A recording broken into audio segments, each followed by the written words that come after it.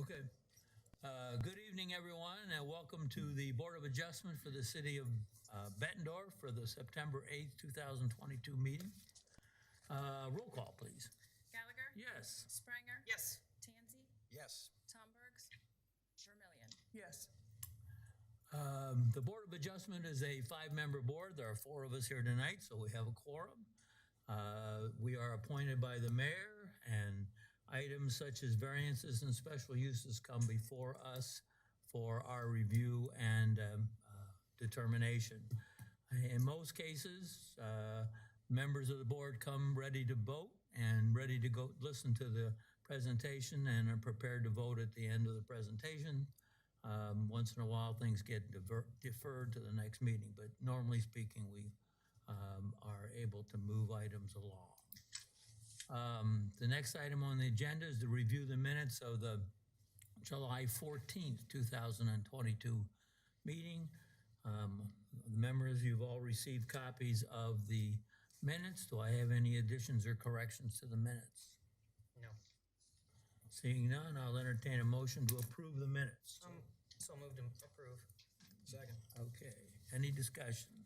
All those in favor say aye. Aye. Opposed, same sign. The minutes are approved. Moving on to item number 4. The first item is case 22-060. It's 5117 Competition Drive. It's a C7. It's a special use permit to allow an outdoor service area with alcohol submitted by Jason Stewart. Staff report. Thank you, Chairman. First case, as mentioned, is 22-60. This is located in the current Betplex development, 5117 Competition Drive. The background on this, Jason Stewart is the applicant. This is an existing patio located at the mentioned address. Previously, it was used by an ice cream shop. The proposed use is going to be for an outdoor patio for a future restaurant. Location is shown here on the map. Current zoning is C7 Regional Entertainment District. Future land use is community commercial. Patio location is outlined here. All outdoor patios in the city serving alcohol require a special use permit approved by this board. Site plan shows the overall type of development for this area includes outdoor service areas and entertainment. And it's expected, has been expected, and will be expected in the future with future developments.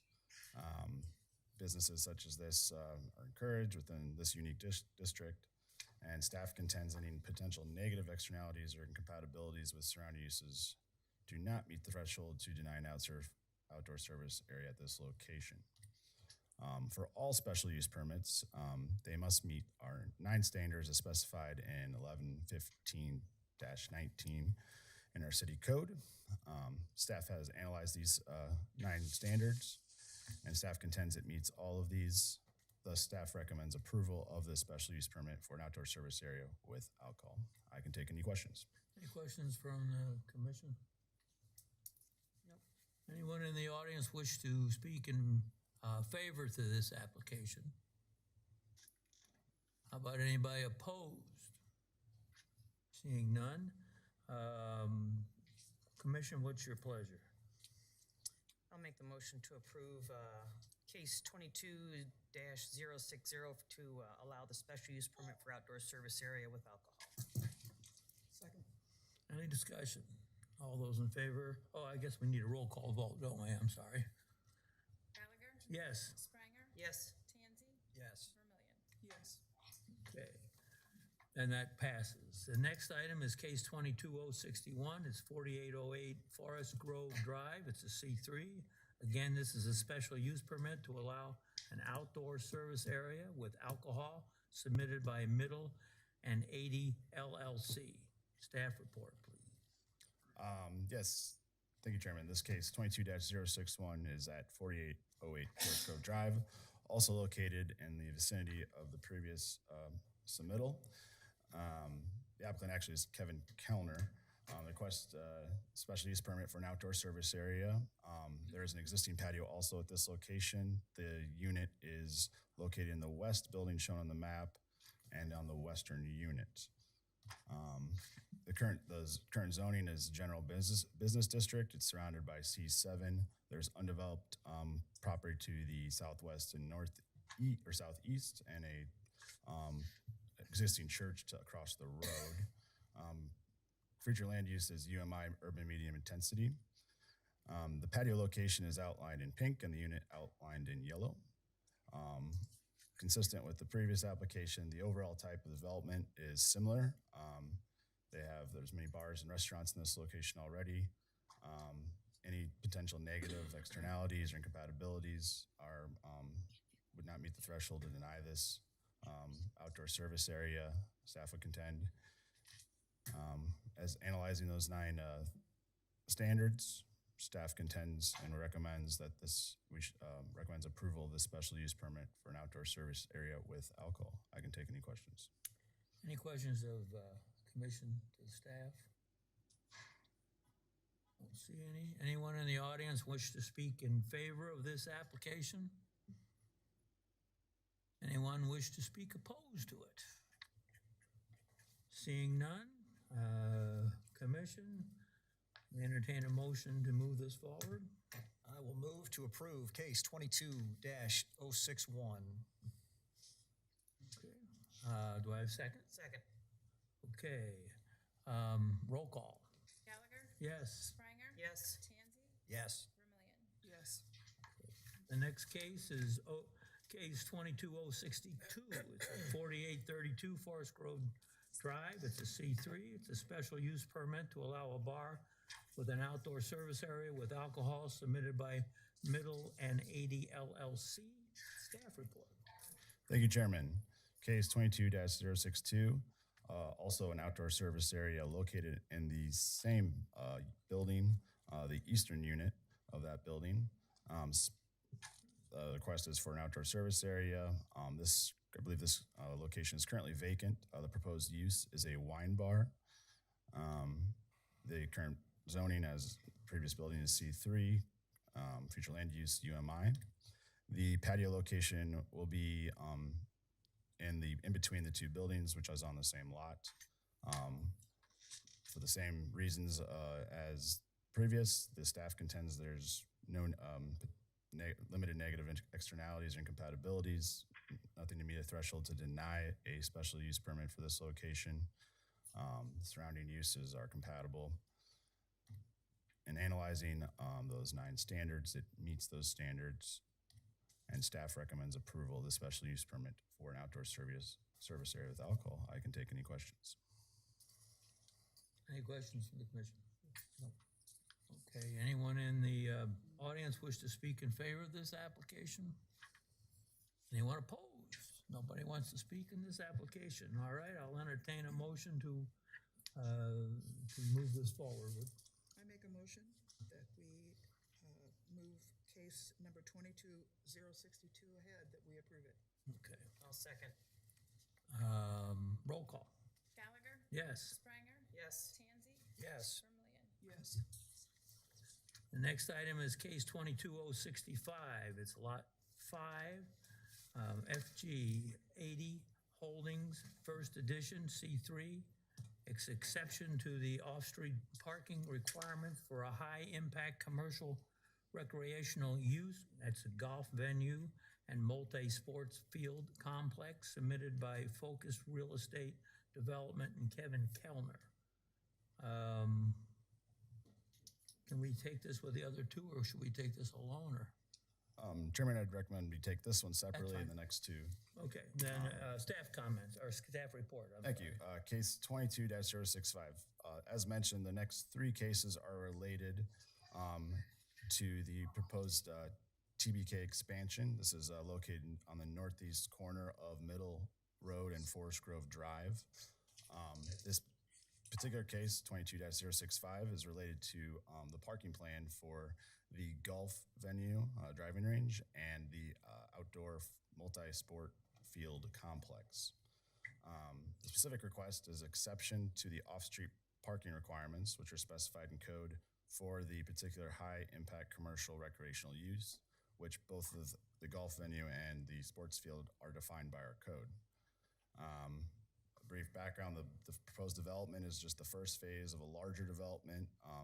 This is going to be located on Lot 1 and Lot 2 of the proposed FG 80 Holding Second Edition.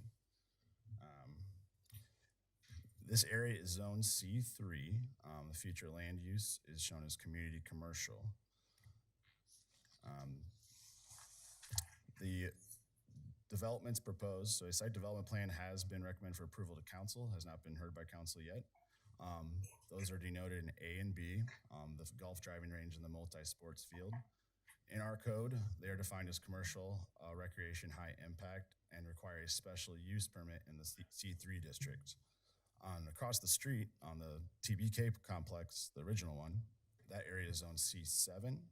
And then for all those restaurants and some of the special use permits we just took a look at, those areas were individually rezoned to C3. An alternative was to rezone this as all C3, and for just 2 uses, while all accessory uses that are going to be within the golf venue, so we have an arcade, which I'll show you here in a minute, and other uses, and then potential future uses in the other lots would be are permitted in the C3 district. Now those 2 cases will go with the special use permits on the next 2 cases. This is dealing with the parking.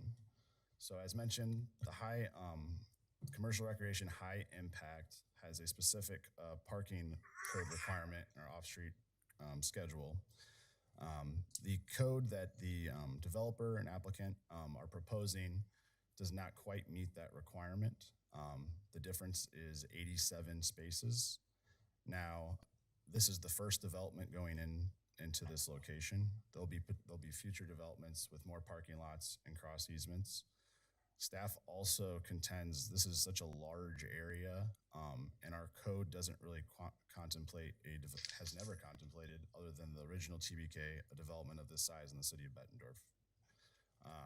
Our code also singles out uses. The identified primary uses are high impact, the golf range and the venue. But we also have, as denoted in this, these are the 3 floors of the golf venue. We have a banquet hall, restaurant, a large arcade on the first floor. All these different uses are happening at once. So really our code doesn't adequately contemplate the mixture of uses, and staff contends that with the experience of the TBK complex across the street and in their expertise, the proposed parking shown in the plan here in yellow meets that, which should be an exception to the parking code and meet that. In the future, this code would, like I said, for those 87 spots, and they worked hard on a drop-off area here. They have ADA parking shown on the site plan. This is a previous site plan, but right here. And then a lot of parking, over 1,100 or 1,186 spots. So we don't have a development quite this big, other than the casino maybe be up in that range.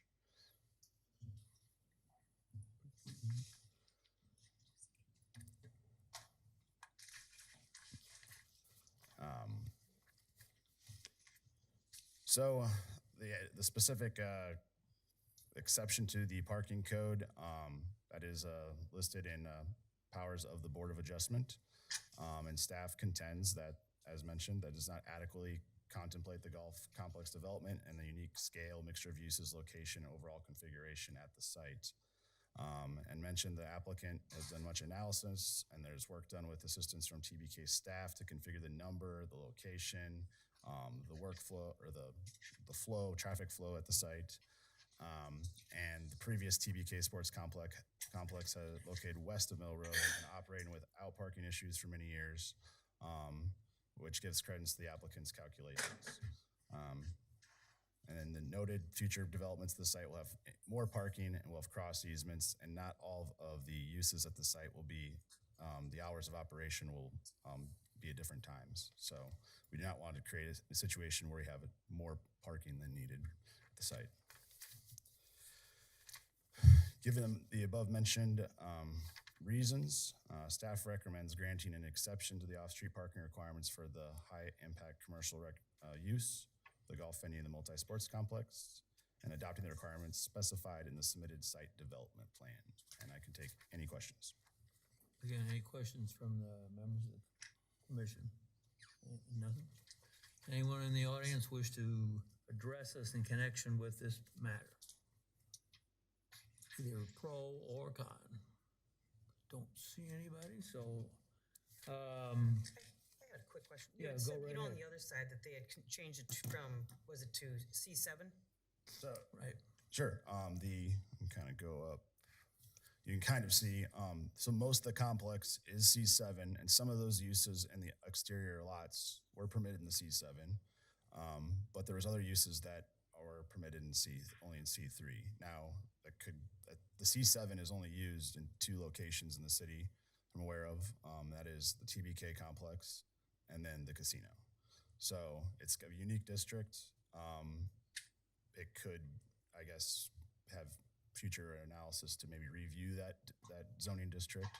I don't think it was made. I think it was made for the casino, that type of development. Prior to that, I don't believe it existed. So we believe this way was more efficient versus analyzing just the 2 major uses at the site, which I'll cover in the next 2 cases in more detail. Yeah. well, then what you're saying is this entire site's C3, and that's already been done. Correct. That has been rezoned and approved by City Council. Yep. So, Mr. Chairman, the more efficient way to address this development is probably through the C3, because that opens the door for those ancillary activities like the shopping and the arcades and those things that the users want. And then we do the special use just twice for the 2 high impact sports areas, and then we're done, instead of having to come back to planning and zoning every time you want to have yet another little retail shop move in that is certainly contemplated and everybody understood, but just the way our code works, it created a lot of delay for developers and things to do something that we all knew was going to be happening. So having learned that, we went with the C3 this time, and then just 2 special uses, and the site can just kind of mature. Okay. What's the commission want to do with this matter? Make a motion? I think I'll make the motion to approve the case 22065 for the exception of the off-street parking requirements for that zone. Okay, do I have a second? Second. Okay, any discussion? Okay with it? I'm sorry. I get my commissions mixed up. In this case, I gotta have a roll call vote, so I'll take a roll call vote, please. Gallagher? Yes, Springer? Yes. Tansy? Yes. Vermillion? Yes. okay. The next 2 items I think we can take together. Yep. Okay, it's case 22063. It's lot 5 of FG 80 Holdings First Edition. It's a C3. In that case, it's a special use permit to allow a high-impact commercial recreational use. That's the golf venue, submitted by Focus Real Estate Development, and that's Kevin Kellner. And then case 22064, again on lot 5, FG 80 Holdings First Edition. It's a C3. A special use permit to allow a high-impact commercial recreational use multi-sports field complex, submitted by Focus Real Estate Development, Kevin Kellner. Staff report. Thank you, Chairman. As mentioned, I'll present on both of these cases and then can vote on them separately. So this is reviewing, as mentioned before, the both of those high impact recreational commercial recreation uses, the golf venue and the sports field, located northeast of Forest Grove Drive, Mill Road. It's a C3, so those specified uses are only permitted by special use in this district. There's no development to the northeast. A farmstead and farm out buildings are located to the southeast quadrant. of this. Century Heights additions are located to the south, just beginning to be developed, or they've been approved. I don't know if there's any actually houses in to the southeast, and nothing to the southwest. As shown before, this is the proposed second addition, which subdivides Lot 5 as describing the land. This is for Lot 1 and Lot 2 mentioned before. And also, as mentioned before, the proposed uses are the golf driving range and the multi-sports field. The buildings are located here, and I have the letter B in the way, but there's a concession stand building located there. Everything else is outdoors. The driving range takes up quite a bit of space here, and then we have the 4 fields and a parking lot. Everything else, we have detention ponds, but everything else has not been, or is not being considered for special use. It's shown as just a concept for future development, and would be commercial C3. I briefly went over this, but the golf venue's main use is a golf driving range, but has a lot more to it. Event centers, other recreational uses, conference space, restaurants, etc. Submitted with the site plan was a lighting plan. The city does not have an adopted lighting ordinance, but in practice has analyzed it for as a nuisance. The submitted light plan for the driving range shown here shows the foot candles, so that's the power of the light intensity. It'll have 13 lights at 2 elevations, 44 feet and 28 feet, and they'll face to the southeast. And at its limits will be less than 1 foot candle. So to reference to analogy to that, a suburban parking lot usually has 10 horizontal foot candles. An office has somewhere between 30 and 50, depending on what bright your office is. So this is 0.2 to 0.3 foot candles at the edge of the driving range, and then past the property to the property line is not shown here, but will be less than that. So that's one analysis of an impact for the special use. The ball fields will have also lights. They'll be operated when they're in use. Their lighting needs to be much brighter for the obvious reasons for safety of the participants, multi-sports. So those are also located the northeast. The landscape plan was also submitted with the site plan. Shown here is the green space and tree factors. So we do show trees located here and here, so they'll provide some buffering. We also have future development, undetermined development to the south, southwest, and the west. So other either residential or undetermined uses down here, but we have currently zoned residential uses.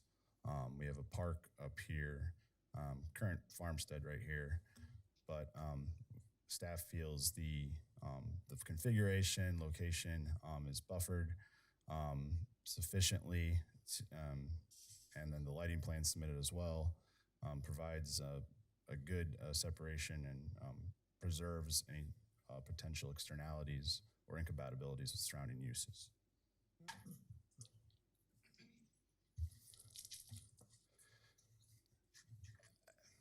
The following 9 standards were used for both these special uses, the golf venue and the multi-sports fields. And I addressed some of the specific standards. And staff contends that it meets all 9 of those standards. As such, staff recommends approval of the special use permits to allow both the golf venue, high impact commercial recreational use in the C3 district, case 22-063, and the multi-sports field complex in the C3 district, case 22-064. I can take any questions. Any questions at all from the board? No. Nope. Really. Go ahead. Hey, Kev, I have a quick question. Is this run in conjunction at all with TBK, or is this just two separate entities? Two separate entities. Okay. It'll be And they've seen a necessity for more ball fields? ball field, yes, correct. Okay, I was just, Yeah, and to lessen the impact on the city's field, which they lease from time to time. gotcha. Any other questions? Anybody in the audience wish to speak in favor of these two items? Anybody opposed to them? I don't see anybody. Okay, so we have to take these one at a time. So the first one is case 22063. Do I have a motion in connection with case 22063? Move to approve case 22063. Okay, how about a second? Second. Any discussion? Everything? Okay, roll call. Gallagher? Yes. Springer? Yes. Tansey? Yes. Vermillion? Yes. And now case 22064. Do I have a motion to approve or deny that? I'll make the motion to approve 22064 special permit. Do I have a second? Second. Okay, we have a motion and a second. Any discussion? Roll call, please. Gallagher? Yes. Springer? Yes. Tansey? Yes. Vermillion? Yes. Okay, now we move on to the next two, case 22066 and 067. Thank you, Chairman. Do you want to take those together? Yep, I will be presenting them together. Okay, I'll go ahead. You want me to read? I'll go ahead. Yeah, go ahead. Case 22066 is the northwest corner of 53rd Avenue and Middle Road. It's a C2 district. It's a special use permit to allow a car wash associated with a convenience store, and it's submitted by Townsend Engineering. And then there's case 22067. That's in the northwest corner of 53rd Avenue and Middle Road. Again, a C2. Special use permit to allow unlimited gas sales associated with a convenience store, and that's also submitted by Townsend Engineering. Staff report. Thank you, Chairman. So case 22-066 and 22-067 are related to a proposed development. The background here, the location is northwest corner of Middle Road and 53rd Avenue. This is currently our only roundabout in the city of Bettendorf, soon to be more. The request is special use permits in the C2 district to allow an unlimited gas sales associated with a convenience store and a car wash. So this is a gas station with a car wash, on other terms. The C2 district permits gas stations that sell with sales for up to 8 vehicles at a time. Anything more than 8 spaces for vehicles requires a special use permit in the district. And this has existed for decades in the city of Bettendorf. Car washes are only permitted by special use in the C2 district. The area, the site location, and the current parcel is roughly 12 and a half acres, and it is zoned C2, has been since the late 1990s. The surrounding zoning to the northwest, there's an R3 residential buffer. The R3 has an overlay district, which actually allowed it to be, is basically a blanket variance that allowed it to have smaller lots, lot widths, and lot sizes. Beyond that, to the north and the west is single family R1. This corner is mirrored to the north across the street, across Mill Road by all the C2 district, buffered by an R5 district. So that's some townhomes and denser residential. And then we have R1 to the northeast. Also mirrored in the southeast corner, we have C2 buffered by R3 residential. We actually have a small C1 as well to the south, this farther south, and then R1 beyond that. And then the current development to the south of this property in the southwest of the roundabout is C2, and we have the Summit development, which is senior living, and then we have farther to the west C1, and then farther to the south R1. So that's a diverse mix of uses at this in this area, but all corners are currently zoned C2. the future land use map currently shows this as neighborhood commercial. It's one of our commercial future land use designations, surrounded by urban medium intensity. And these are exactly the same pretty much configuration on each corner. And then farther away is a low, urban low intensity future land use. A little bit of history on the land use in this area. As mentioned, it was rezoned to C2 in 1996.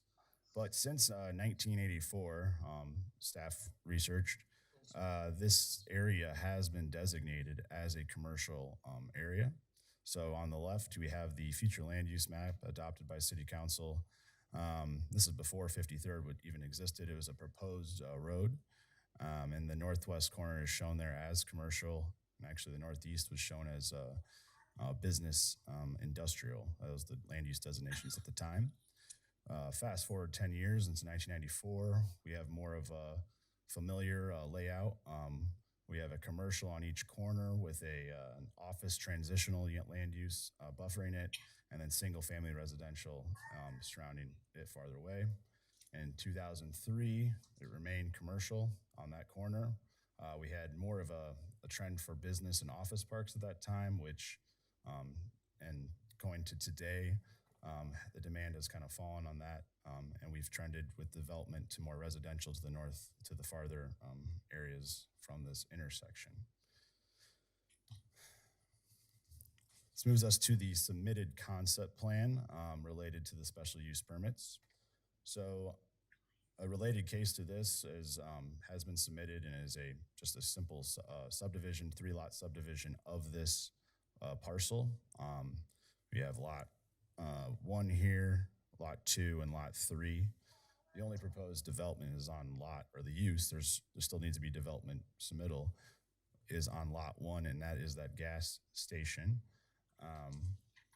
It's located along 2 major arterial roadways on that 12.5-acre parcel. Access is provided by via a private drive off of Middle Road. They're showing future alignment. There's no proposed development on the eastern northeast corner yet, as of yet, but they show a alignment with an access there as well. This access is also north, farther, it's like roughly 625 feet north of the center of the roundabout. So outside the median that divides traffic as approaching the roundabout. This station proposes 20 vehicle spaces for fueling. This is roughly in the same number as some of our more previously approved gas station or special uses in the C2 district and other areas of town. It also has proposes a 1-bay tunnel car wash, which is not shown on this concept plan, but believe is an option for the future developer or buyer of this lot. This is just a concept plan. I want to reiterate that. This would be should materially match any site development plan. The special use is for the increase in vehicle spaces at this location. No special use would be required if the station had only 8 spots or less, and it was associated with convenience sales and no car wash. But a site development plan would need to be submitted to our department and would be reviewed by Planning and Zoning Commission and approved by City Council prior to any construction on the site.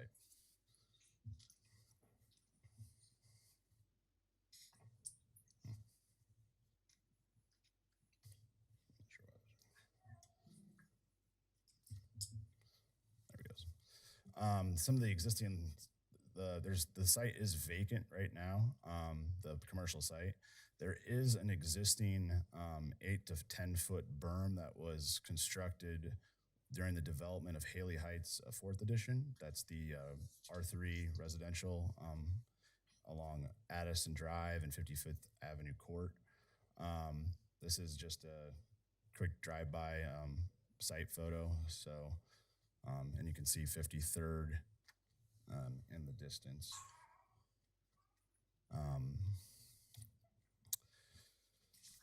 As the other special use permits, staff analyzes the 9 conditions which need to be present for granting a special use on the site. In analyzing these, staff took the concept with both the car wash and the increase in vehicle spaces for fuel as one. Staff, I'll go through each one as and comment on each, and then you can have any questions after that. The proposed, the city code lists this as a special use as mentioned, and this in the C2 district for both the car wash and the increased vehicle fuel spaces. It would comply with all other regulations for this district if the special use were granted. Staff contends the size of the proposed use, the intensity for the submitted plan and any connection with it, and the access given to that would be in harmony with the district at the site. We're only looking at a gas station right here present on the site. There's nothing else, and we have a berm buffer surrounding it right now. So staff is only analyzing that. Any future development would be analyzed at that time and require a review either by Planning and Zoning Commission or if there are other special uses, of course, by the Board of Adjustment. The location, nature, and height of buildings, walls, fences, landscaping would not unreasonably hinder or discourage development and use of the adjacent land. We do not believe, staff contends that this gas station would not hinder the surrounding commercial property. There's buffering space behind it to the south as well. There's a lot. And to the north, I will mention, in this location, this is an undevelopable area as it's zoned as such. It's floodplain, and there's a present wetlands there. There was, I should say, but there was wetlands there, and that is why one reason why the court is a cul-de-sac there and was not pushed through at the time of Haley Heights 4th Edition development. So there'll be a natural buffering located there, location and otherwise. Parking areas. The parking areas would be more analyzed at the site development plan phase, but on the concept plan, parking for a gas station and the screening was mentioned with the buffering, the configuration of the pumps facing to the east along the arterial, and then you have the building also buffering where the fueling location is. The entrance and exit drives, while there would be some alterations required, most likely at the site development plan phase, the location of the curb cut on the middle road would work as proposed. Some of the internal configurations would need to change, basically to meet some of our code for stacking and so on. Number 6, staff contends and has not. There's no substantial injury to the value of property in the neighborhood. Staff cannot contend and has no evidence of other similar developments in the city or otherwise doing a substantial injury to property. We also have to we're balancing the property rights of the applicant with the surrounding neighborhood. So that is the balance the staff is analyzing and recommending for the board to analyze as well. There's been no previous applications at this site, so item 7 doesn't necessarily apply, and there's not been a denial by the Board of Adjustment for any prior application or special use permit at the site. Staff at this time has not recommended any condition, but the board may impose such conditions or restrictions on the site as they feel to comply with the above standards as covered, to minimize the effect of such special use at that location for other properties in the neighborhood, to better carry out the general intent of the title.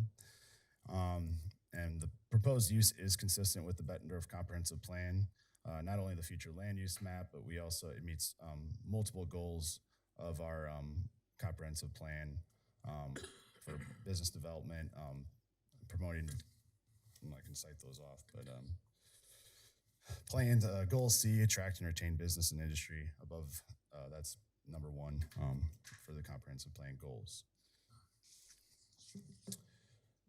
Having addressed all 9 items, special use permit standards, and taking into account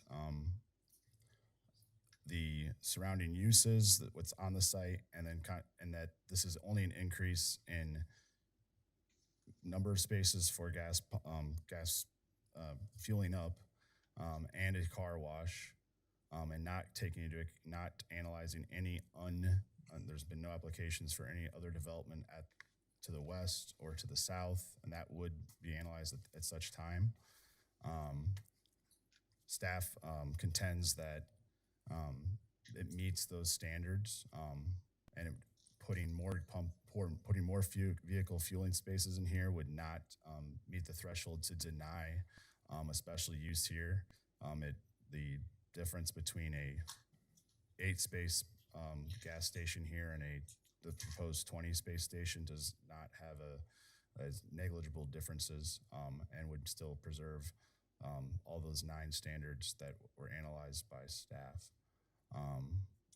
Having said that, staff recommends approval of the special use permit to allow car wash associated with a convenience store, which is 22-066, and also a special use permit to allow the unlimited gas sales as submitted in the concept plan associated with the convenience store, case number 22-067. And I can take any questions. Questions from the board? At this time. I have one. Go ahead, Bob. Go ahead. One question. These 2 items pertain only to lot 1, which is the drawing in front of you. It doesn't pertain to the other 3 lots. So the special use permit it's a proposed subdivision, but yes, that would only pertain to the concept plan as submitted, which is shown on the proposed lot 1 of Legacy Corners. Currently, it's there's no subdivision on that property. Correct. Yes. But it only would be on the correct property delineated on the map here. Yes, and I cover just to reiterate, the staff is recommending for the gas sales special use permit, the submittal of the concept plan. So there's 20 vehicle fueling spaces. That's what we're materially matching. The concept plan is a term we use a lot. Staff is recommending approval of that, and we can make that a condition if needed. But I think the submittal of the concept plan is required for this the use. Let me say that another way. Okay. You have a specific use, not a general use, brought to your attention tonight. So you have a specific use for a plus. Let's put the car wash aside, for a plus the amount of allowable pumps, and that's what's being asked for. That's specifically that, not a general use of any pumps anywhere, anytime, but very specific amount to go from 8 allowable places to fuel a vehicle to 20 allowable spaces to fuel a vehicle. And then you also have the associated car wash. My original point was that those additional pumps and that car wash can't be used anywhere else except for where it's proposed right now. That's correct. On this so it has to particular materially lot. must match the concept plan and must be in concert with the concept plan. So it's not a anywhere you want, as many as you want. It is you're proposing this particular use, and we're evaluating that particular use and presenting it to you for your review. Okay. The Quick Star that's on Devil's Glen right now, Yes. how many pumps do they have? Is that the same layout, basically? No. I go by it every day. I should probably count them. I believe it has 20 car spaces. Yes. Okay, so Yeah. Some pump islands are laid out differently, and some have different gas, etc. But they could have 20 cars there. Yes. Okay. Correct. So the way our code reads, and just to be careful about language, a pump is a pump, and a pump might serve more than one car. The way our code reads is how many cars can simultaneously be fueled at one time. 8 is a use by right. More than 8 in this district requires a special use permit. This petitioner is requesting up to 20. One question, do you have any idea what year that 8-car maximum was enacted in Bettendorf? We, looking at the record, we do have cases with this board. In fact, a gas station located southwest of Middle Road and Devil's Glen Road applied for the same exact thing. So that was 1987. Oh, wow. So this has been on the books for quite a while. Under the same zoning also, you're saying? Correct, C2 zoning as well, yes. Thank you. Will the final plan be limited to 20 spaces? It will actually say that, because right now it says this unlimited Yeah. thing. Yeah, so again, I think another way to look at it is we have a convenience store with limited gas. That's 8 pumps. That's a use by right. 8 pumps, 8 cars to fuel at one specific time altogether. The next level of convenience store is unlimited gas. But the petitioner must tell us what they're envisioning, and they're envisioning 20 vehicles being able to fuel at one time. And that is what you're reviewing. You are not reviewing a request for as many pumps as I can fit in or as many pumps as I want. And therefore, further review of this case will reflect your decision tonight relative to a specific request of 20 vehicles being able to fuel at the same time. So in other words, so everybody understands, if later on somebody were to come in and reconfigure this and have more pumps, this goes out the window. They come back to us for another special use. Is basically They would need to modify their special use, and that would need to be reviewed by staff and brought to this board for their review and approval. That's correct. Okay. Any other questions from the board? Okay. Obviously, we have a lot of people in the audience that would like to address us. We've received, I believe, 17. I've received, so I assume that's what we've received, 17 emails, all of which are present and they'll be part of this record. I would like to give everybody that wants to speak an opportunity to speak, but I would ask anyway that try not to be too duplication. Don't say the same thing too many times. And I would like to say, please try to keep to 2 minutes a person. I'm not, this is not the Gestapo. I'm just trying to, there's an awful lot of people and I want to give you your opportunity to be heard. And so that's kind of some background rules. First of all, I'll ask, is there anybody that wants to speak in favor of this application?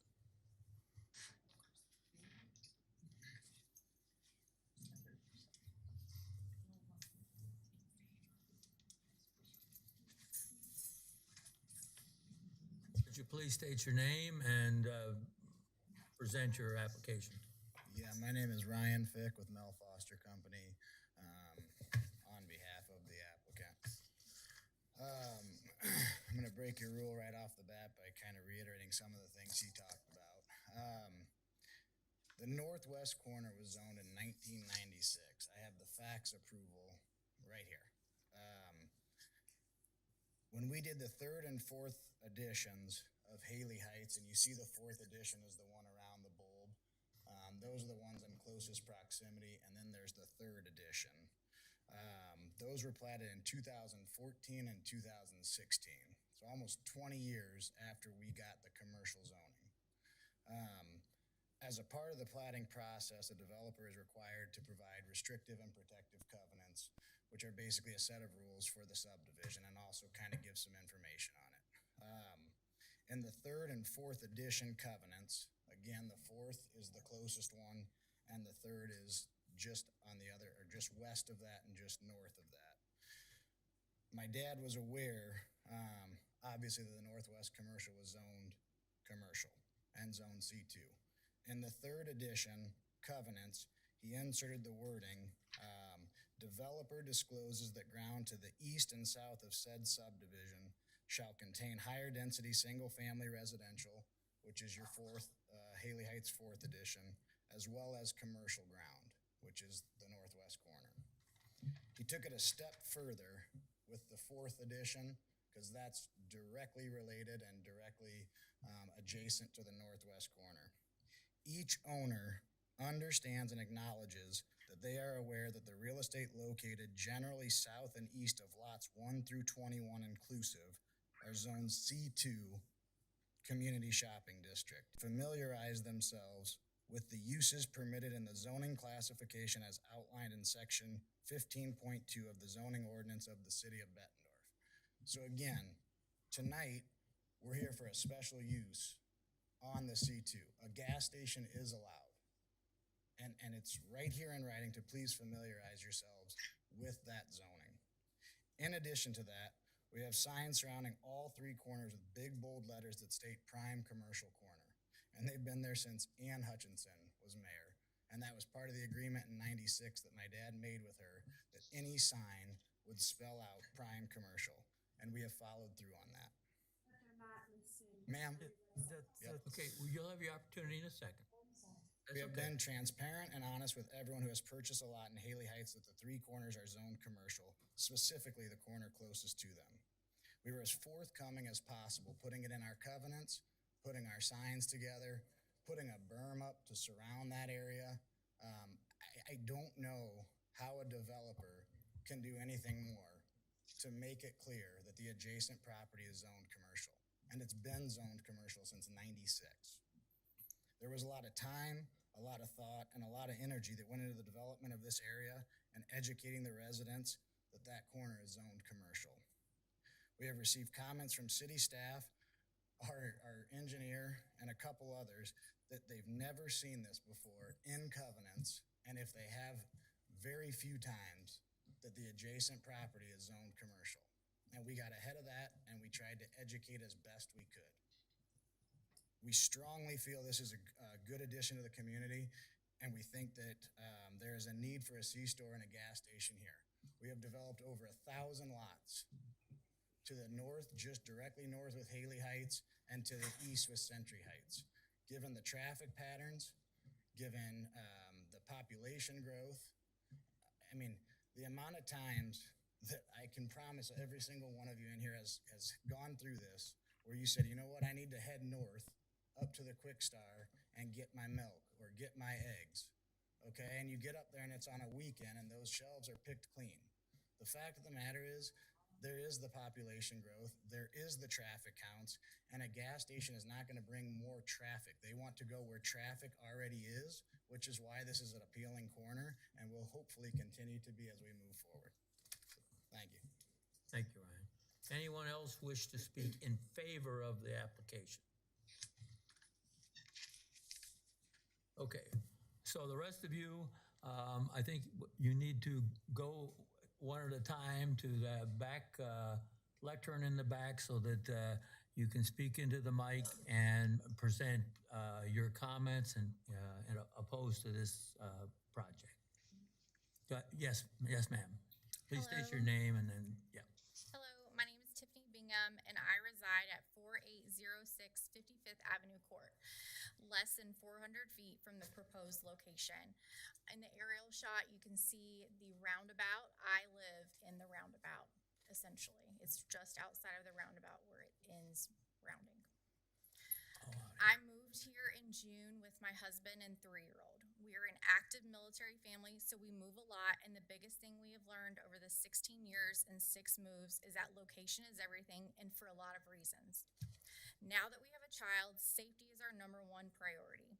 Then we factor in resale value, as we know we will move again with orders to a new duty station. Then community. We try to make our temporary home as permanent feeling as possible by finding a community that is inviting, attractive, active, and will accept us into their families as we miss out on living near our own family. When we purchased our home, we knew that the land was a commercial lot. We viewed all surrounding neighborhoods and commercial land already in use. We witnessed the extensive amount of active community members utilizing the walk and bike paths around Haley Heights and surrounding neighborhoods. We felt confident that the commercial properties built would match the land and surrounding homes, and only in ways that would increase our home value.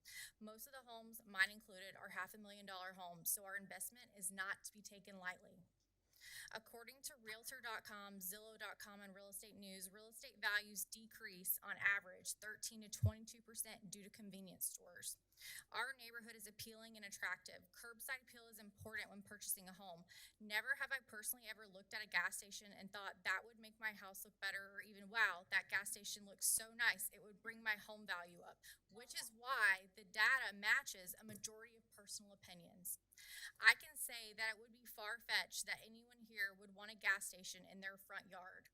I understand, again, the property is zoned for a 4-pump station, but today we are talking about a much larger gas station. And a reminder, if property value goes down, so does property tax, a negative impact on the city.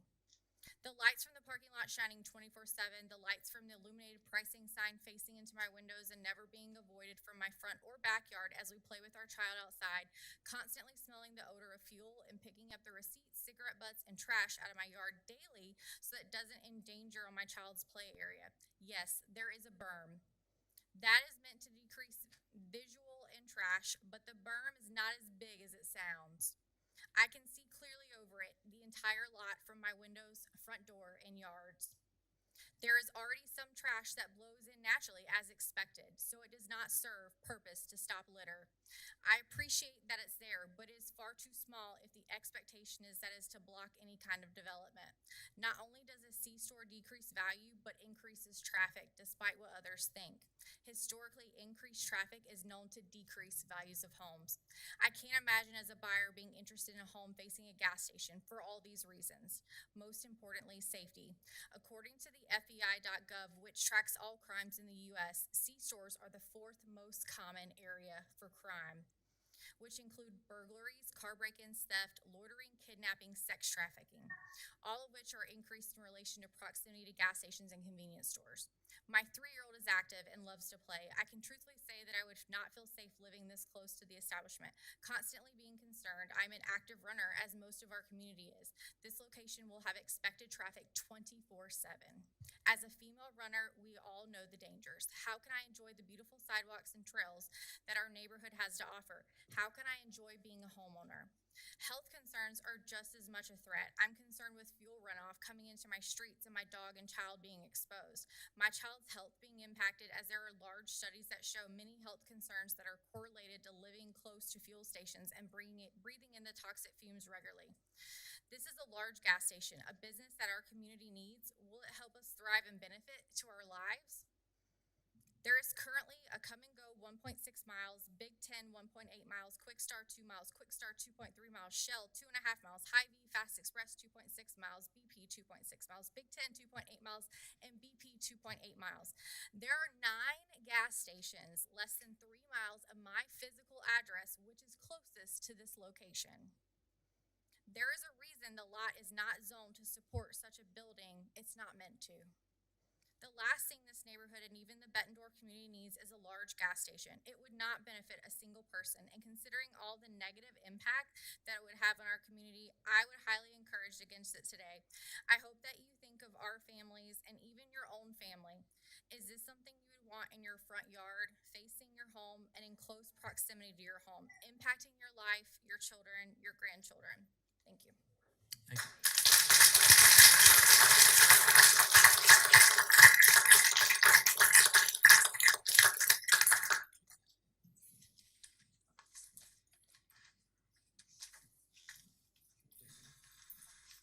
Hello, Mr. Chairman. I think we might want to just discourage any outbursts. I think that's probably would make for a better meeting. An applause is an outburst? Yes. Okay. My name is Brett Panthel. I live on Mason Run, which is Haley Heights 3rd edition, with my wife, 2 children, ages 4 and 2. I don't want to duplicate what's been said, but I do want to talk a little bit more about safety. Mason Run, which is just north, approximately 600 feet, my backyard. Mason Run, out of the 18 homes, 15 of them have multiple children under 10 years old. I encourage any of you to drive down that street on any given evening or afternoon, and it's packed with children. Gas stations, obviously, is a major risk to safety. It's no surprise that they attract crime, whether it's holdups, fraud at the pump, stolen cars, stealing gas. If you don't think gas station crime has or will happen in the safe town of Bettendorf, think again. Only 3 years ago in August, just 2 miles down the road on 53rd Avenue, an individual from out of town got off the highway and attempted to rob the BP. That person shot the 28-year-old clerk, Brittany Wilson, and murdered her. It's no surprise the amount of vehicle traffic will increase drastically, causing more safety concerns for the countless number of people that use the intersecting bike path. You could just look at any day. There's people on their bikes pushing strollers. I think that every single one of these vehicles obeys the traffic laws, which they won't yield to pedestrians every time. If you think that, you're mistaken. Mark my words, someone will get hit by a vehicle. Thanks. Thank you.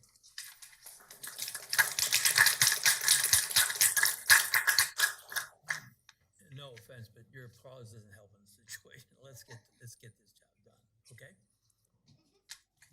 My name is Dan Corey. I live at 5056 55th Avenue.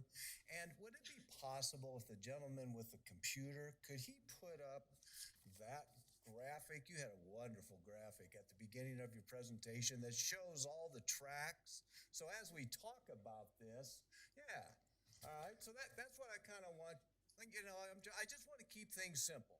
All of that's neighborhoods, folks. You see all the houses right there. And the way I guess I can bring it home to you, if you live in a neighborhood, picture a 4-block area, and let's chop off a chunk of that and put in that quick star that's down at the TBK complex. And that's kind of how things are going to happen right in there. Okay? There's going to be a lot of traffic. It's going to be quite busy. So you mentioned in your standards something about harmony. Does it meet the harmony? Well, I guess we could just kind of look at that and go, okay, there's the quick star at TBK complex. And look what's happening there. If you haven't ever been down there and stood at that quick star, please go there sometime for 5 minutes and just watch. It's nuts down there. And you're going to put that in that, and that's harmony? I don't think so. All right, moving on to these standards. I noticed when the gentleman was doing his presentation, the file that we got online is different than what he was presenting up there. And I appreciate the file, but my standards that are written here, the staff said they have abbreviated those standards. So I'm going to read from what they have provided to all of us here. And I'm going to skip over ones that I don't need to talk about. Number 2 says, does the special use appear to comply with all applicable zoning regulations? And they said yes. What scares me is appear. That's always a red flag. Why does appear show up in a standard as an answer? Is the location in harmony? Already talked about that. I don't see this as being harmonious. Grandkids. If you notice, I live, I'm in the northeast corner there, right across Middle Road, and all of us over there are mostly older folks, which means a lot of grandkids coming in. I mean, a lot of us there don't have an interest in a quick star in a convenience store. And I know that's what our planners aren't thinking about. They're just thinking about all that traffic that's heading through there up to TBK and so on and so forth. Southwest corner, the older adult community, grandkids, you know, we got grandkids walking past. So as the gentleman and this lady talked about earlier, a lot of traffic. I don't know how much more. I'm sure someone here has found out from the police reports how many wrecks have happened in that roundabout. We're going to quadruple that. Eventually, someone's going to get hit. It's going to be a law of probability there. Let's see. Oh, if you approve this, we're just going to figure that the rest of those vacant lots are going to, same thing's going to happen over there. You're basically giving the green light to turn all of this into big, busy business is what's going to happen. It's just going to be a natural order. Are you going to devalue the surrounding properties? I saw the gentleman's presentation, and he said not substantially. That's a scary word, too. Case studies, I assume eventually we'll see on the website, case studies will be available for us to see. Like this, though. We don't want to compare apples and oranges. We got to keep it. This is just a 4-block area neighborhood. And you've taken a chunk and you put that quick star in there. Moving on to number 9. Is the proposed use consistent with the comprehensive plan? And the answer was, your folks' city planning main goal is to attract and retain business and industry. I believe that gentleman said that's number 1 goal. A pretty broad statement. I mean, was it taken out of context? Is there more to that? What does that mean? You can put anything you want in there. You're attracting and retaining business and industry. Where's the bar set? Who sets the bar? You know, how high can they keep on putting things in here, changing the rules basically along the way? And lastly, in their application, they request this application because it will allow for development of the convenience store, which would not be practical or competitive with the current zoning restrictions. This is a neighborhood, folks, you know. This isn't a place for big-time business competition. And then that was the same thing they brought up in their other part of the application when it came to the convenience store and the gas station. And what's new to me tonight is 20 pumps. And that's a lot, or 20 vehicles, yes, 20 vehicles. That's a lot of vehicles in that neighborhood, like your neighborhood. Thank you. Thank you. Anyone else? Hi there. Oh, howdy. Patrick Ince. I live on Mason Run as well, which is the street just north of what they're talking about. I'm a healthcare professional, so my focus is mostly on health, you know, rather than safety issues, I guess. A big part of my week is looking up, you know, medical journals, looking for studies, etc. Support physicians when they ask me questions. So that's where I went. So what did I find? Very cursorily, and I've got copies of them if you guys want them. A study in 2018 from the medical journal Science of the Total Environment found benzene emissions from underground storage tank vents are high enough to constitute a health hazard at distances of 160 meters, which is about 518 feet from the gas station property lines. I've got a study in 2012 from the journal Atmospheric Pollution Research finding air quality significantly degraded at distances of 150 meters, 492 feet. And I've got a study in 2009 from Occupational and Environmental Medicine showing significantly increased risk of childhood leukemia in homes near gas stations. So we've already established that there's plenty of children in the neighborhood. The counter argument I would imagine that most gas station owners will come up with quick is we've got these sort of vapor recovery systems, they call them, that they've capped the underground tanks, they capped the pumps, and cars often have them themselves. So I went and looked at that, and I found a study done in 2020 from Occupational and Environmental Medicine showing that, oh, excuse me, wrong journal. Doesn't matter. The study in 2020 showed that the vapor recovery systems are inadequate and pollution still persists everywhere. I know, you know, that the zoning says you can have up to 8 pumps, but obviously more pumps, more cars, bigger underground tanks leads to more emissions and more health hazards for everyone, which is why I would ask you guys to please consider denying this. Thank you.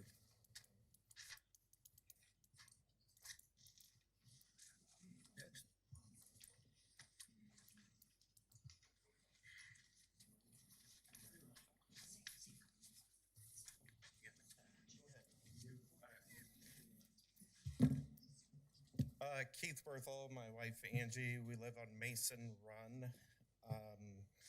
I'm not gonna repeat a lot of things. I have more questions. Of these pumps, are they allowing semis? Or, I guess that's the question. Diesel, you're asking about You diesel. mean Diesel. diesel's what you're talking?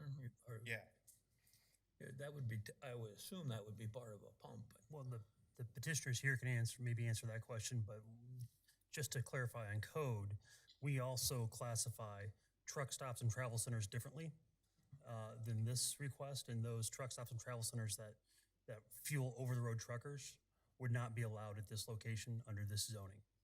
So those are a different use type as defined by city code.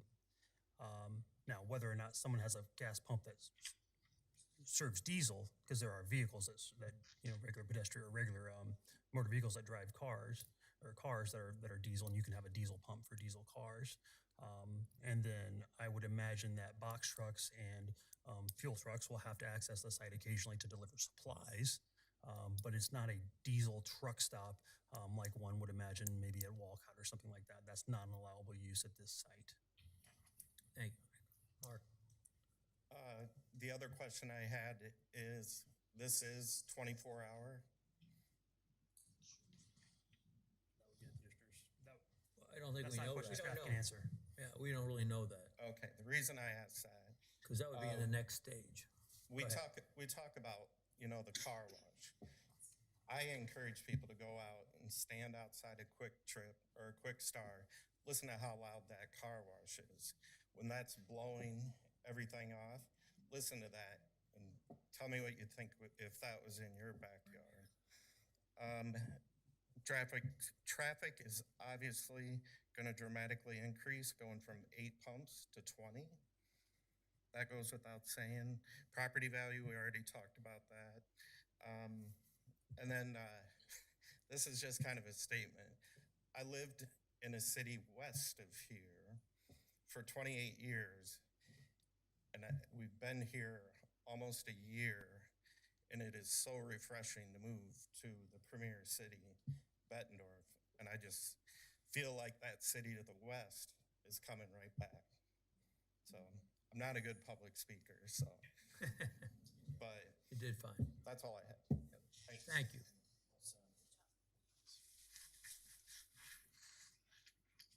Hello. Howdy. Hello. You hear me? Okay. My name is Colin Ryder, and I live on Mason Run. And as Tiffany said, I wish I could really copy everything, especially what Tiffany said, because she was spot on. And everybody is. I love all the topics Pat said with all the hazards and everything. So if I could copy and paste everything right now, bam. And but I do want to make this point. We moved in right before Tiffany in March, and we as the market is, we had to move fast. We love this house.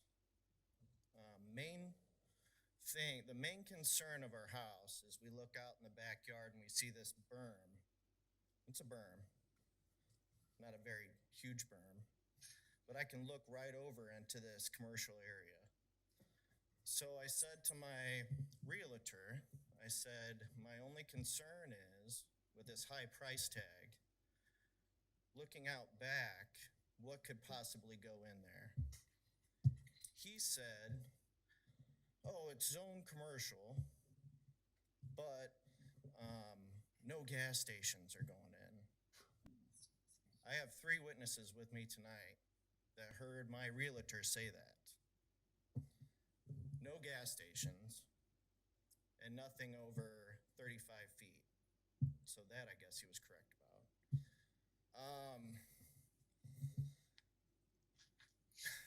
What firm was your realtor with? So that's what really bothers me the most is he works for Mel Foster. His name is John Yoakum. He's been with Mel Foster for many years. He was. And in order to make my sale fast for the house, I had him, it was a dual realtor. So I could have him represent us and the seller. Boom. He told us that information. He also said he knew the developer and he knew a gas station was not going there. Now, we understand clearly that it is on us to understand the covenants and what goes there, and we get that. But I believe in March, he had an idea of what was going there, and he lied to us. So that doesn't sit well with us very much, so just wanted to be Unfortunately, I can't control what realtors tell you one We way or the understand, other. but I think that we're probably not the only ones. No, I mean, I've heard that argument many times over the last 52 years I've been practicing law. So it is what it is. Unfortunately, the property is zoned, and so no, the issue is the special uses Okay. that are All present. right. Yeah. So that's the case. But we're here tonight to discuss this. Oh, I'm listening to your discussion. And- I'm not stopping your discussion. And nothing in this proposal. You were just talking about TBK and all this lighting and everything in the earlier slides. Not once did we discuss lighting, hours of operation. We're discussing this massive gas station, and once it goes in, they're gonna keep going. They're gonna make it the way they want. I see a big concrete slab, bright as can be, and now when I'm outside with my family grilling on a Sunday afternoon, I get to look out over this little berm. I look out over the top of it at this massive, ugly gas station that brings in theft, brings more people through the neighborhood, and we have kids, and there's kids everywhere. So here I'm repeating myself again. Thanks for my moment, but that's what I really had to say. I hope the city really thinks hard about this decision. Thank you. And just so you all know, lighting and Hours of building, hours of work, of opening, and that has nothing to do with this process. That will be discussed later on as assuming this gas station begins to move through the process. And you will have time to input on those items. Anyway, next. Yes, Hi, ma'am. my name's Joni Salins, and we live on 55th Avenue Court. And my husband didn't ask our realtor, but he called the city and asked, what are you planning to put in this commercial area? Because we knew it was commercial and we were concerned about it. And he was told it would never be a gas station and there will never be high-rise from the city, not from the realtor. So I don't know who at the city he talked to, but it's really concerning, to do what you're going to do now. And that berm, it's okay, but again, it doesn't do much. And to put a gas station into a family neighborhood, I know that it's a very expensive commercial, but we were told at the time when he talked to somebody at the city that it would be more like businesses like you see up at TPK, coffee shop, maybe some little restaurants, never a gas station from the city. So thank you very much. I really hope you consider not putting a gas station in. Thank you. Yes, sir. Hello, my name is Tim McIntosh. I'm also on Mason Run. I wish I had prepared remarks that were as awesome as everything before me has said, but just wanted to go over a few things. I thought this is more of a question, but I thought I'd read somewhere in the code that the sort of special use required a justification that the owner could make no other profitable use of the land without, seeking this.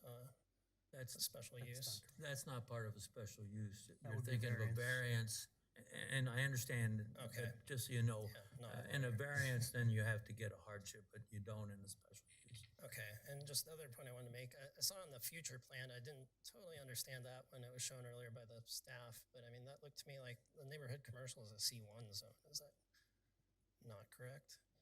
So, I mean, it looks like the general trend here is away from the sort of industrial, heavy commercial stuff towards residential, even in that plan. So it just Maybe just a little bit of a planning 101, land use planning 101. So the initial level of planning for land comes at the comprehensive plan stage. And at that initial planning, very broad brush strokes, we don't zone land, we come up with future land uses. Those are not the zoning code. Those are how we would like to see land develop as a city in the future. And then we zone based off those future land use recommendations. So if the first paintbrush is general, it's very broad brush, to use the same pun twice, then the specific zoning comes later. So in this case, as I think Mr. Beswick pointed out, in 1984, that first brushstroke on this corner, before it was even a corner at the time, was a future land use of commercial. In 1996, and that kept coming up again and again in iterative rezoning or iterative planning processes, comprehensive plan after comprehensive plan, 84, I can't read that far away, 94, 2003, 2017, I believe are the dates. They continued that use, they actually expanded, they continued that future land use. In 96, they enacted a zoning law based off that future land use recommendation of commercial. And so then they created the law of the land was then created as a commercial zone, a commercial zoning district, which has very specific uses that can be allowed by right and very specific uses that can be allowed by special use. So I think that might be some of the confusion we sometimes hear is I'm looking at a future land use map. It doesn't say commercial, it says, neighborhood commercial, but from neighborhood commercial, you can zone to a C1 or a C2 commercial district. And that's in fact what happened here. And this is zone C2, and it has been for It's been zone C2 since 1996. It has been a future land use designation since 1984 of some type of commercial. Correct. So we're talking about plans that are, 30 to 40 years old. We're talking about plans that started in 84 and then was reaffirmed in 84, 94, 2003, 2017. So just my feel is that things, may have changed in those decades and, maybe that wasn't the right call at the time. But anyway, just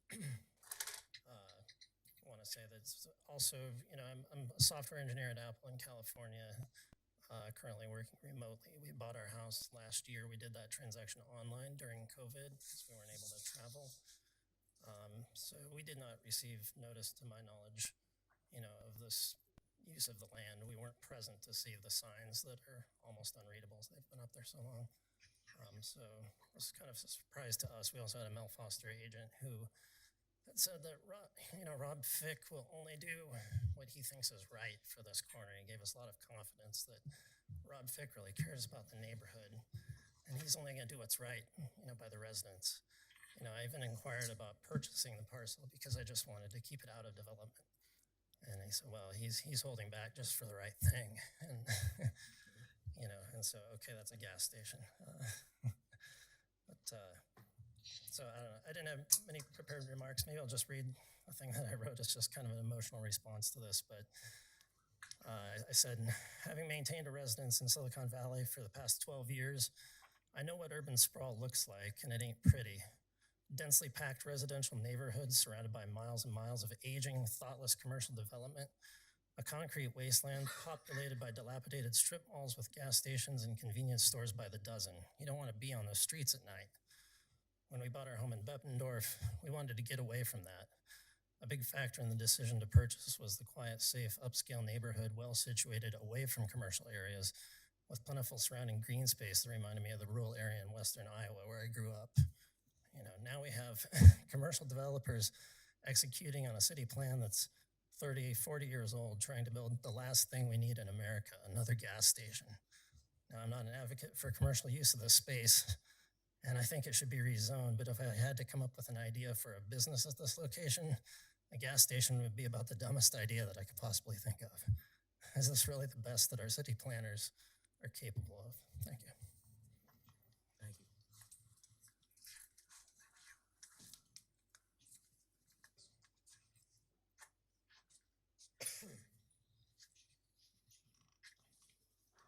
Hi, I wasn't planning on speaking today, but I just kind of feel compelled to. My name is Catherine Hamling. I grew up in Bettendorf, went to Bettendorf High School, left to go to college to Dallas, Texas, and eventually came back to be closer to my family. When I moved back in 2004, I moved into Century Heights. I moved into one of the condos off Red Fox Road. Was really excited about that. Was an area to me that had been cornfields as I grew up. And when I saw developments out there, I thought, this is great. I'm outside of the city, but in the city and close enough to everything I really wanted to be near without being on Devil's Glen Road, basically. I loved my home. We loved the area. We decided after we had children, I got married and had children, we wanted to have a home with a nice backyard and a lovely neighborhood full of other children for our family to be around and create relationships. So we literally moved across the street into Haley Heights. We live on Vandergenst. I do know the Fix. I think they're a wonderful family. I received all the same information everyone else did from my Mel Foster realtor for both of my residences, that never, ever would they put a gas station on these corners. Now, of course, I was savvy enough to know that eventually there wouldn't be enough land left, and they'd probably get a really nice offer for one of those corners. My hope was that it wouldn't be the one where all the single-family homes are that are worth over $500,000. We all have children that ride our bikes, play in each other's backyards, go fishing down at the little pond that's at the corner of Hopewell and Middle Road. I see single women and children walking on the bike paths that we talk about and are excited about in Bettendorf.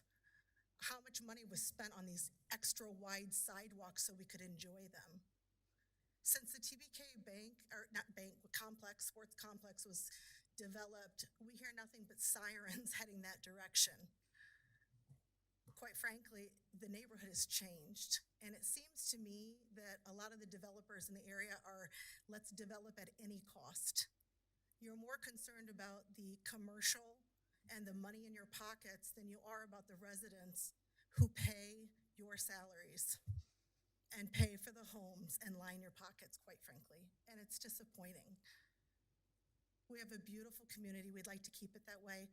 I totally agree. I heard what Ryan said about the fact that we received the paperwork that said it would be C2 and commercial. I think everyone understands that it was going to be.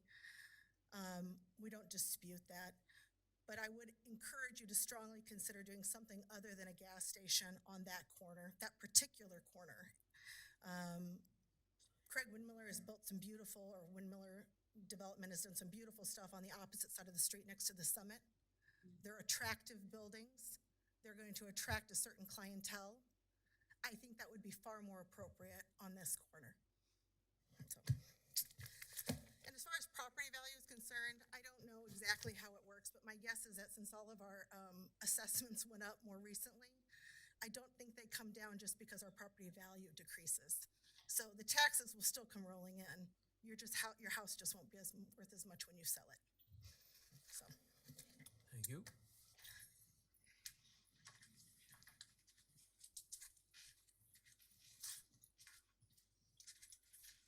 Hello, I'm Ophelia Slings. I live on Mason Run. My points have pretty much all been spoken to already, but I do want to reiterate them because as a mother of 3 and a medical professional, there is plenty of studies that show leukemia in children. I have 3 children, the youngest one being 9. He loves to ride his bike and scooter completely around. If you start from our house and go down to 53rd, up Middle Road, back to Hopewell, and back to our house, it's 1.5 miles exactly. With a gas station of 20 different cars in there, that traffic would make it substantially greater and more dangerous. That's just the fact.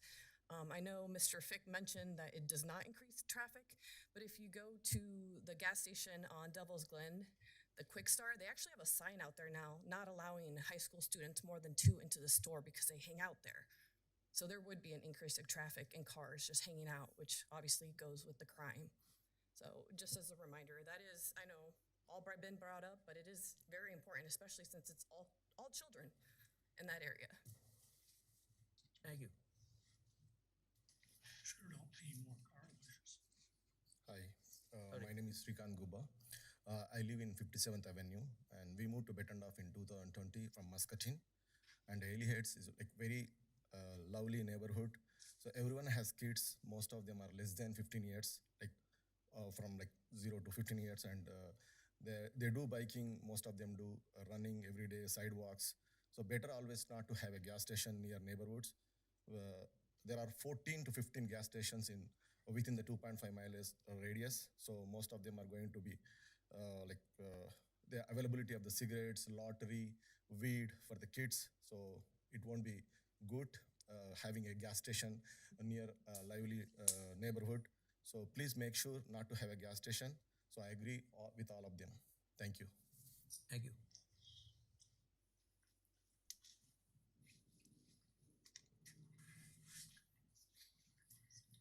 I'll be brief, as most people, my comments have been reiterated multiple times, but my name's Leslie Harrison. I lived at 4676 55th Avenue Court with my fiance, and I just wanted to reiterate, I understand that this lot will be a gas station. I know that they have the opportunity to do that being a C2. I am concerned about it becoming a larger gas station than what that lot was intended for. All of the issues that my neighbors have brought up will be increased. I think, 4 times or 5 times what we're talking about with going from 4 pumps to 20 pumps. That's a significant difference. Sorry, okay, I know you shook your head. I'm not a math major. Sorry, I was sitting here getting my speech ready, and I'm in marketing, so I have people do numbers for me at work. You're doing fine. So anyways, my point is all of the issues that we're talking about increase significantly if we allow this gas station to become larger than what that area was intended to be. As a person who's getting ready to start her family, my fiance and I are trying to put down roots, and we love our house, we love this area. We can deal with a 4-pump gas station there, but if a 20-pump gas station comes, we might as well move to Des Moines or move somewhere else, and our tax dollars will go somewhere else where we feel like the city cares about our residents. So that's all I have to say. Thank you. Thank you. Anyone else? Hi, I just wanted to remind everybody about the e-bikes and the e-scooters now that fly by the neighborhood on the recreational trails there. They go really fast, the e-bikes and the e-scooters. Everybody in our neighborhood has an e-bike now, and the little kids are flying on their e-scooters. And I have a big picture window looking at the bike trail, and every day, it's packed. I have friends that come over and say, wow, I've never seen a bike or recreational trail so busy. It's busy. It's very busy and lovely. It's wonderful. The kids go very fast. Everybody does on an e-bike. Yep. Thank you. Anyone else? Someone give everybody a chance. Okay. I got a question. Okay, you want to go back to the podium in the back there, please? Thank you. Hi, how are you this evening? I'm fine. How are you? Good, and thanks for giving us a chance to come up here and with questions and concerns. My name is Becky Smith. I live over on 55th Avenue across the street on the dead end. My concern that hasn't been brought up yet is where is the water going to go for all the car washes that people are going to be using? Because right now we have water runoff detention pond over in front of our house. We've got one across the street where they're proposing the gas station. And then you've got a floodplain that is coming south of the horse farm. I'm just wondering if you have run a study on what's going to happen with all that water. Where will that go? Will that go underneath the middle road over into our retention pond, or how's that going to, how's that going to be handled? Thank you. System. It's So I can briefly cover Yeah, that. actually, they recycle it. This is just a concept plan, and at site development plan stage, which has engineered plans. Our engineering public works staff goes over stormwater calculations and runoff calculations. They do have an area shown. It says, I believe, a proposed underground water detention at this site, but they would be required to detain water, meet our stormwater ordinance, and that would be reviewed at the site development plan stage. So there's also two issues being discussed here. We have stormwater, which is caused by natural rainfall falling onto the site. That has to meet our stormwater ordinance. That is not the same water that is used by a car wash. A car wash, ultimately, that water goes into the city sewer system, not the city storm sewer system. But before it does that, car washes pretty much use a recycling system, so they reuse a lot of the same water more than once, or use it more than once. But those are managed two different ways. Not being an engineer, I'm not going to be able to give you exact details, but the car wash water does not go into our storm sewer system. Those are separate systems and operated separately. Thank you, Mark. Okay, yes, sir. There once before. Go ahead. Just a sidebar. Talking to this young lady in front of me who's been watching her mail every day for this letter. She just received it today about this meeting. So we need to find a way to communicate better to the residents and a little bit earlier. Also, I did read in, I might be that letter, it said, bear in mind that all you have to do for a notice is put it in the newspaper. How many people read the newspaper anymore? So maybe it's time to move those notices up to online, or I don't know how, I'm not a Facebooker, but something like that, just so we can know a little bit more in advance. Thank you. Thank you for that. It's a perpetual problem. Mail is a little slow right now. Good evening. I'll be brief, and I wanted to thank all the other presenters in their comments prior. My name's Nathan Kramer, 5515 Emily Road. I had my two daughters here with me, completely aligned and concerned with all the points that were made.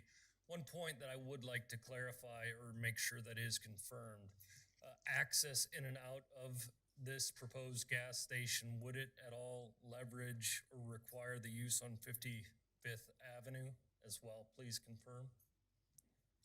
No. I can tell you for a fact it will not connect 55th Avenue. Okay. So that's a positive, but I would also suggest and like to emphasize one more time the amount of accidents that have already occurred on the single roundabout within the city of Bettendorf. There's no debating the fact that will increase. There's no ifs, ands, or buts. It's just a matter of when. The other thing I would like the council to be sensitive to, and if it hasn't been done already, we've talked about the water dynamics. We've also talked about the retention ponds. On the proximity of this proposed location, does that fall within the requirements that the DNR and other state regulations set for gas stations in proximity to wetlands and runoff areas? Thank you. Thank So you. I think, Mr. Chairman, if I may, I think there's a couple good questions there. So it is the petitioner's responsibility to get all required state, federal, other jurisdiction permits and licenses.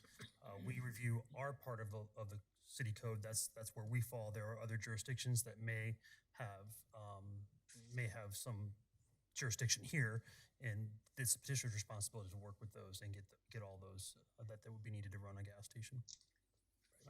I lost the second question. Access. We talked about access off of 50th Avenue. It's not contemplated. Again, the concept plan and the future site plan, if this special use is permitted, would have to materially match that, and materially matching that would not allow a significant change to the access. Thank you, Mark. Anyone else? Okay, well, thank you all for your input. Does the board have some, I'm sorry, there is somebody else. Hi, my name's Kevin Holden. one of the, I mean, I would have to second everything that's been said here today, all the concerns about this development.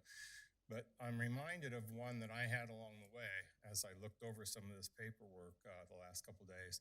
And your attorney reminded me of that. The question was asked, is there a possibility that this would end up connecting to 55th? And he said no. But I'm looking at, you had a rule against gas stations that accommodate more than 8 cars. And I see how easy it is now to get an exception to that rule. All you have to do is ask and have a couple dollars in your pocket. Once that's in, it could be the thin end of a wedge. More things can happen.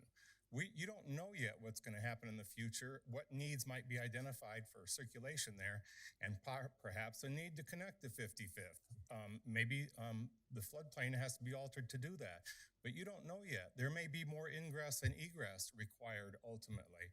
So whatever happens here today is potentially the thin end of a wedge that opens the door for more detrimental actions in the future. Thanks. Thank you. Any questions? There's another one. Sorry. I'm sorry. Hi, I have one more thing.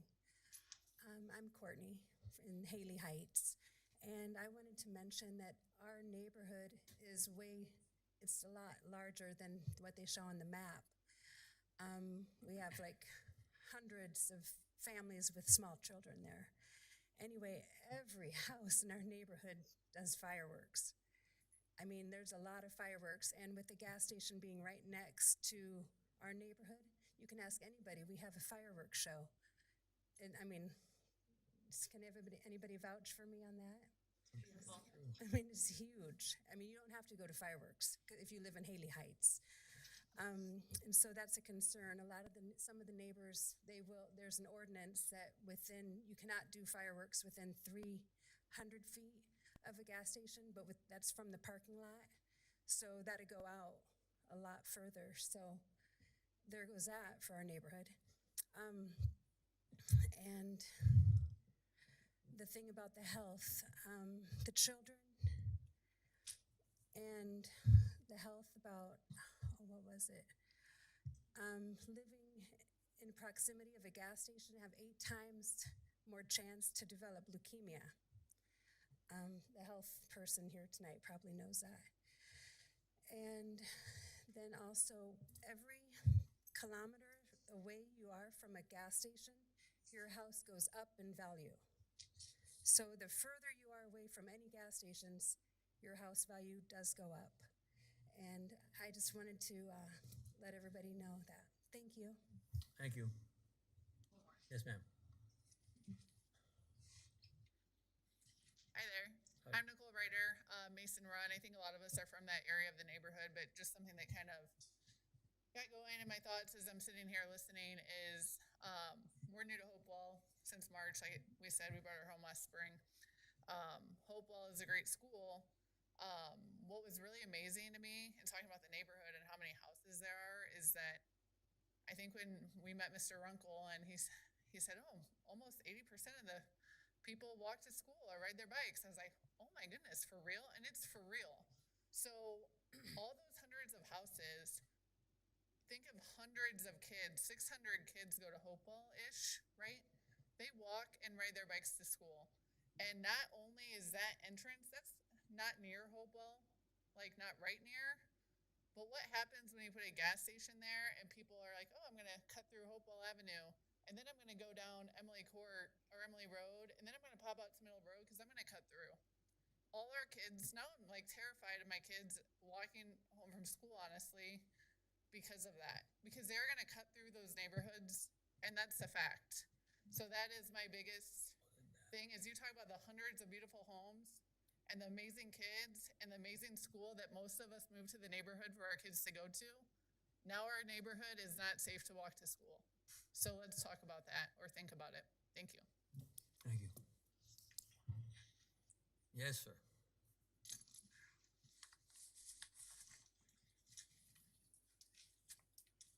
Yeah, I'm Venkat and I live in the 57th Avenue.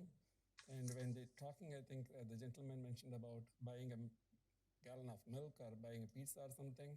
And I'm not ready to go so close and buy a pizza or a milk. And I just want to request the city to stop permission for the gas station. I'm against this motion. Thank you. Thank you. Okay. Any other thoughts? Okay. Then we'll close that portion. And anybody on the board have any questions for staff? I think there's been a lot of really good, viable ideas that have come up tonight. I think you need to understand that we all reside in Bettendorf also, and we're volunteers. We are not paid to sit on this board. So that needs to be made clear too. We are all very well aware of these neighborhoods. That's why we were put on this board. We understand neighborhoods. We understand real estate. We understand the composition of how things get put together and why they get put together. Now, I get the expansion of this from 8 to 20 cars. It is a lot. It is. I think about a lot of the other areas in Bettendorf that have similar gas stations, housing. I've been in the housing business for 35 years.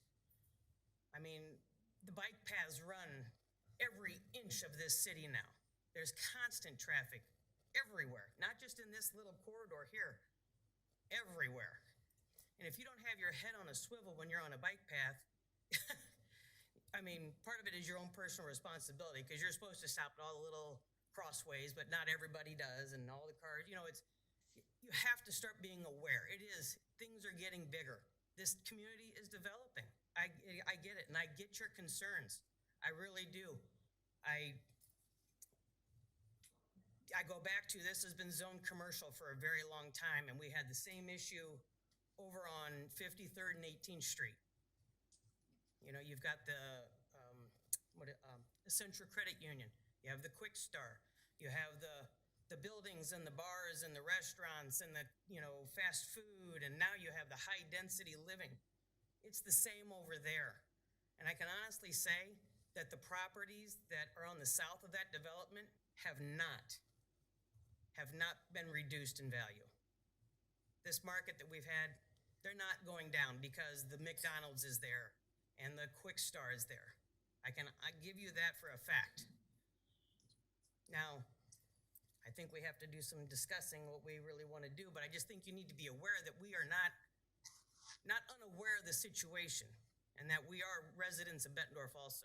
So, I mean, we're all out for the same thing. We want a great community, okay? Well said. Any other comments? Questions?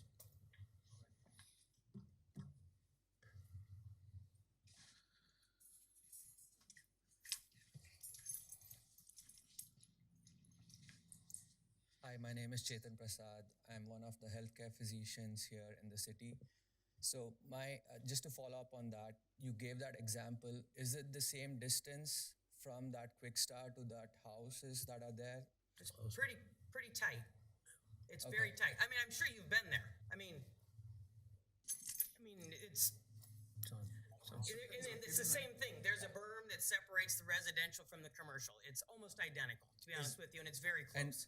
And there's a main road that goes to the Quick Star. And then the residentials, like the houses behind, there's a side road that goes through there. But over here, this is just at the main road of that 53rd, I would say like the middle road. So the Addison Drive that is there right next to it, I don't think there's a street with a cul-de-sac that close to any gas station which has 20 car filling stations in the city. I feel this is probably the first gas station which we're asking. I can't speak to that. Mark, maybe? Taylor prepared for the case. I don't know the distance. I would say there is a similar development at the location you described with similar distances and setbacks and things like that and berms. Are they exactly the same? Nope, they're not. We analyze code. Our code does not say that to have an additional use of pumps allowed, it has to be the same as some other development that was previously brought forward. That's not an analysis that we do. Mm-hmm. So while we can look around and see that, that is not required by code, nor is required by the 9 components that we went through tonight to conduct our analysis. Thank you, Mark. Okay, and the second thing I wanted to say is that where I work, within 100 feet, there's a gas station, and I hear like multiple gunshots and stuff over there. I would like to have some peace when I come home because I don't want that because gas stations attract violence, like everyone said. So I just wanted to reiterate that again and ask again to consider if this can be, like not approved for the 20 filling stations. I would not like the 8 filling stations, but if that's not what we're talking right now, I would like not to consider the 20 filling stations. Thank you. Thank you. Any questions from the board at all for the staff or the problem?